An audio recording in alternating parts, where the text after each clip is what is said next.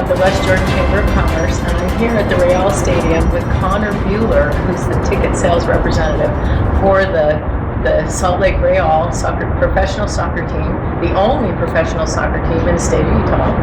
And we just have a couple questions for Conner today. And Conner, what is your favorite thing about representing Real Salt Lake?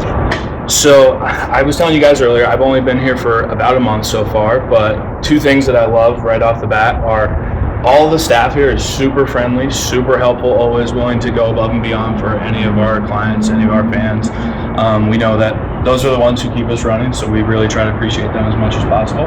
And secondly would be the atmosphere in the stadium on games is really just incredible. Like you said, we're one of two major league teams in the entire state, the other being the Jazz, one of the only professional soccer team, like you said. So people really come out, they really support us. The stadium gets real rocking on game days, and it's just a blast for everybody involved, unless you're not a Real Salt Lake fan.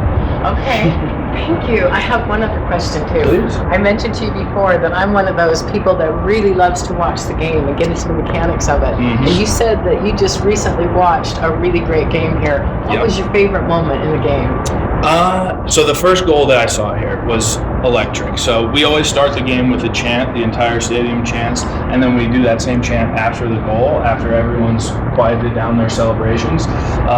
So it's a buzz for the entire game, but right when that first goal hit against Houston Dynamo, when I was here, it was incredible. The entire stadium starts jumping and screaming and throwing their hands in the air. It's a blast. So that was a really special moment.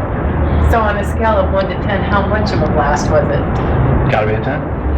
Cool. Gotta be a 10. Also, I noticed that there's all kinds of vendors and food potential here. What's your favorite vendor that you visited for food recently? Well, we talked about it also. I think R&R Barbecue gets by far the highest reviews of the concessions in the stadium.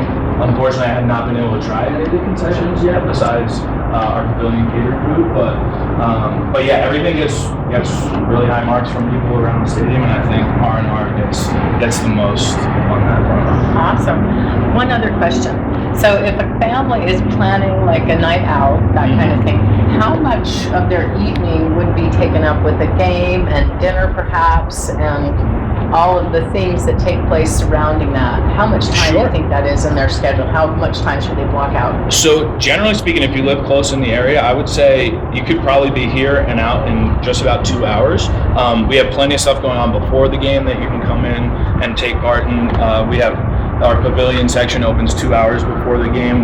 We rent that out to groups, but the stadium opens up at least an hour before game time. So you can come in, you can tour the facility a little bit, walk around with your family and your kids, and then the game is an hour and a half with a 15-minute break in them. So it's a fun time, it's a valuable time, but it doesn't really feel like you're here for hours and hours and hours of the day. Okay, cool. Okay, one other question. If you wanted to do something a little bit different, maybe leave the family car at home, what is the best way of public transportation to get here that would be like pretty easy to do? Absolutely. So we have a track station that is, I believe, a quarter mile from the stadium.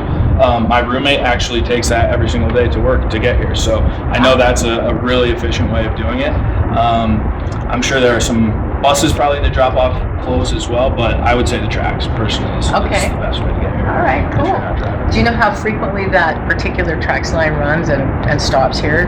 Do you have any idea about that? I don't off the top of my head. Okay, so we have to look that one up. Yes, I'll find that one out for sure. But I know it's not all too infrequently. Okay, well, thank you, Conner. We appreciate it. Absolutely, appreciate you. Thanks.